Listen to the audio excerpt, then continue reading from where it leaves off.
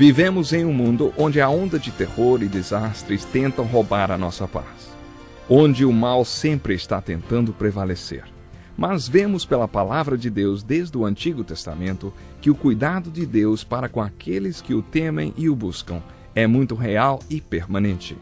Fique atento a mais um programa Encontro com a Palavra. Aqui apresentamos a palavra de Deus como resposta a todas as mais difíceis questões da vida. Agora com você, Pastor Edson Bruno.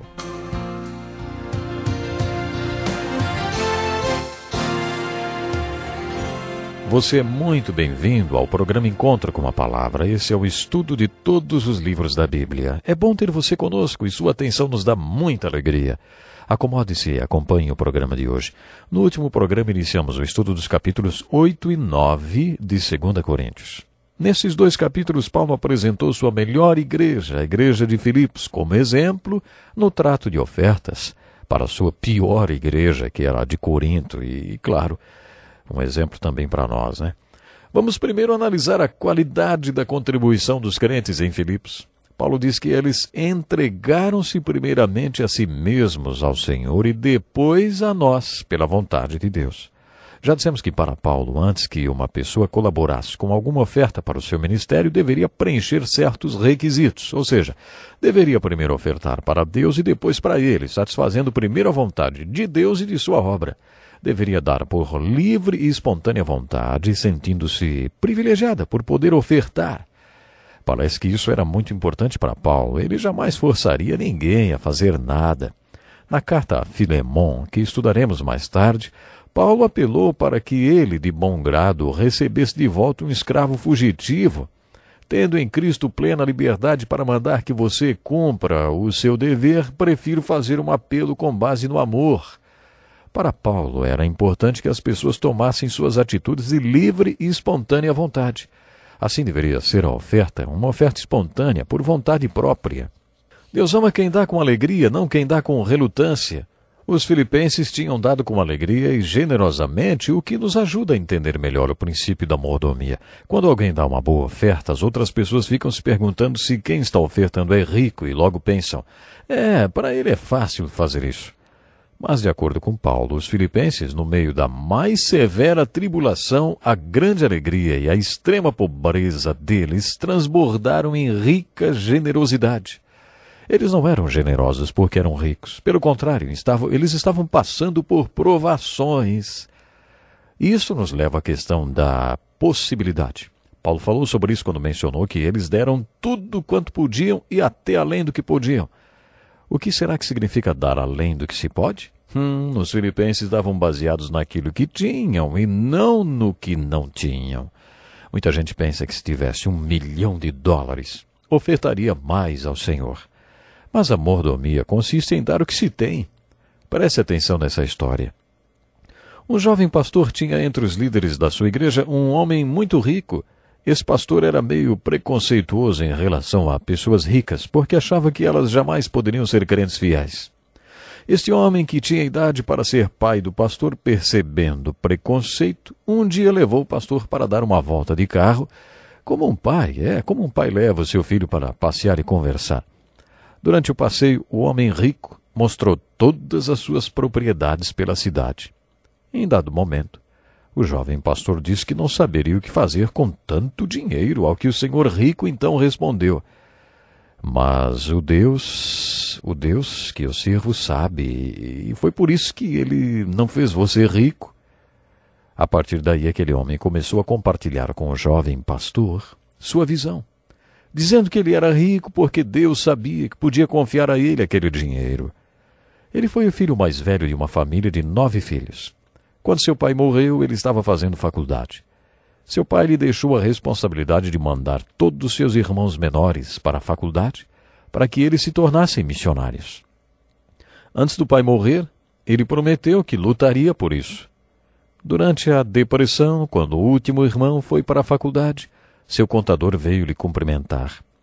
Ele perguntou por quê, e o contador respondeu: eu queria saber como é apertar a mão de um milionário. Ele tinha se tornado dono de uma conta de $1 milhão, numa época em que $1 milhão valia muito mais do que hoje.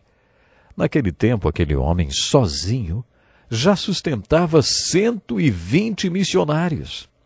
Ele já era aposentado, mas o trabalho com os missionários era como se fosse um emprego de tempo integral. Era sua atividade principal. Então ele falou para o jovem pastor: Deus pode colocar dinheiro na minha mão.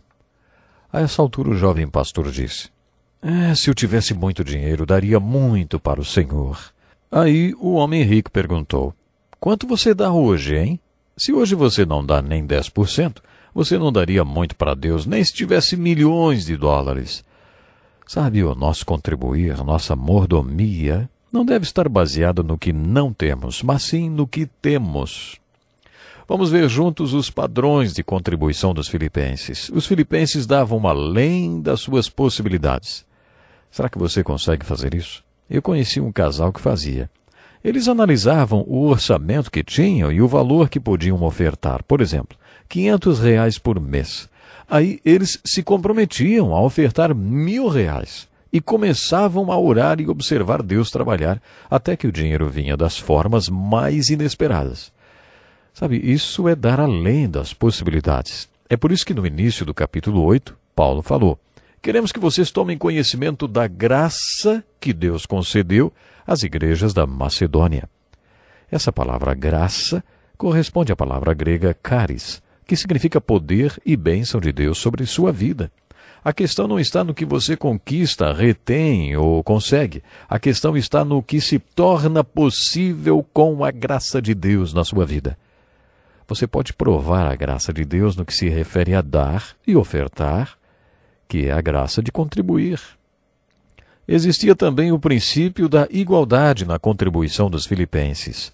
Quando Paulo escreveu, mas que haja igualdade, ele estava se referindo a um aspecto muito subjetivo.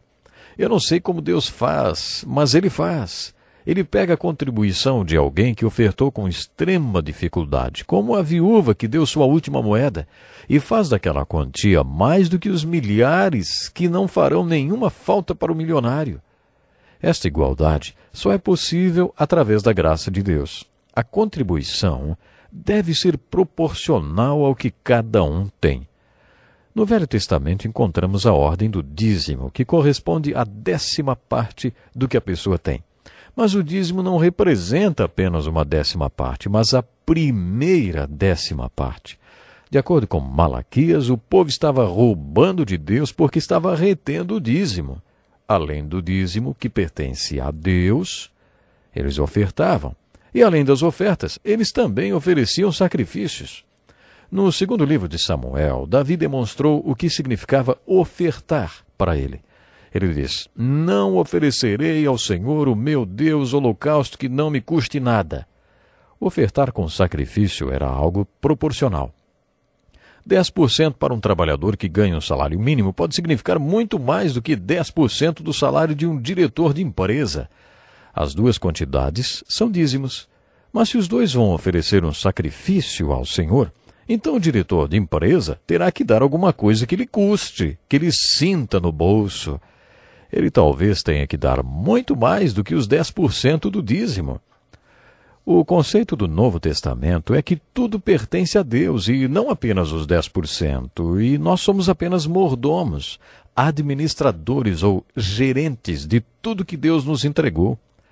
A questão é que um dia você deixará de ser mordomo e terá que prestar contas. O conceito de mordomia não implica em quanto você deu, mas no porquê reteve tanto. Por que você gastou tanto com você mesmo? Você administrou tudo que Deus lhe entregou para a glória de Deus? A igualdade é um princípio muito bonito presente no modelo de mordomia dos filipenses apresentado aos coríntios. Esta igualdade apresenta-se da seguinte forma: se vamos contribuir baseados no que temos e não no que não temos, então Deus fará funcionar o princípio de igualdade. Eu já vi Deus pegar a última moedinha da viúva e fazê-la render mais do que os R$10.000 de um homem rico que nem sentiria a falta daquele dinheiro. Quando o escritor desse estudo, o pastor Dick Woodward, estava construindo uma igrejinha, um jovem fazendeiro foi até sua casa num sábado à noite e lhe entregou uma bela arma de caça. Este homem era muito tímido Ele simplesmente entregou a arma e saiu. O pastor foi até uma loja de armas para avaliá-la. O dono da loja não se conformava que aquela arma tivesse sido doada e perguntou ao pastor: "Puxa, que tipo de pregação você fez para conseguir que um fazendeiro ofertasse essa arma?" Pouco tempo depois, o pastor Dick Woodward foi convidado para falar num retiro para um grupo de homens da igreja presbiteriana. Eles não especificaram sobre qual tema gostariam que fosse abordado no encontro. Então, antes de começar o retiro, o pastor perguntou sobre o que eles gostariam que ele falasse. Lá de trás veio uma sugestão. "Por que você não fala sobre como conseguir que um fazendeiro doe sua arma de caça?" Era o dono da loja de armas. Ele era um dos líderes da igreja presbiteriana. Aquela igreja estava querendo mudar para outro bairro onde seu trabalho pudesse ser melhor desenvolvido, mas não havia consenso a esse respeito porque a saída da igreja daquele bairro significaria numa desvalorização imobiliária. Depois de falar ao grupo, no final do retiro, a liderança decidiu fazer a mudança. Sabe, eu creio que Deus aceitou aquela arma de caça doada com sacrifício para ajudar a construir 2 igrejas. Creio que Deus usou aquela arma de caça e fez aquela doação render muito mais do que uma bolada de dinheiro que não faria falta nenhuma para um homem rico. Foi isso que Paulo quis dizer quando declarou: "Porque se há prontidão, a contribuição é aceitável de acordo com aquilo que alguém tem, e não de acordo com o que não tem." Nosso desejo não é que outros sejam aliviados enquanto vocês são sobrecarregados, mas que haja igualdade. Palavras de Paulo. Se você está interessado em mordomia, ou se tem que pregar sobre esse assunto, ou ensinar na escola dominical, leia os capítulos 8 e 9 de 2 Coríntios e medite sobre eles. Você vai descobrir que eles são as melhores passagens de toda a Bíblia sobre a questão da mordomia. Esses capítulos foram escritos porque Paulo estava recolhendo uma oferta para os santos perseguidos em Jerusalém. Paulo queria incentivar aos coríntios para que eles enfim se envolvessem na bênção de aliviar o sofrimento dos judeus crentes de Jerusalém e da Judéia. E ele usou como exemplo os padrões de contribuição da melhor igreja que contribuía com o seu ministério, que era a igreja de Filipos. Paulo usou a igreja de Filipos, esse exemplo, para desafiar os crentes lá de Corinto. E você?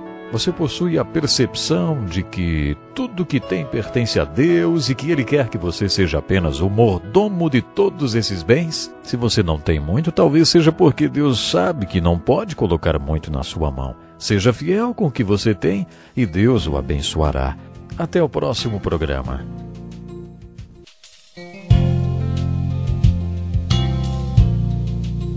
Que lição importantíssima. Obrigado, pastor Edson Bruno. Prezado ouvinte, coloque em prática o que você ouviu aqui. Sem dúvida, sua vida será grandemente abençoada. Este é um estudo escrito pelo Dr. Dick Woodward, na voz do pastor Edson Bruno. Escreva-nos e solicite o material. Nosso endereço é Encontro com a Palavra, Caixa Postal 2011, CEP 89201-970, Joinville, Santa Catarina. Até o nosso próximo Encontro com a Palavra.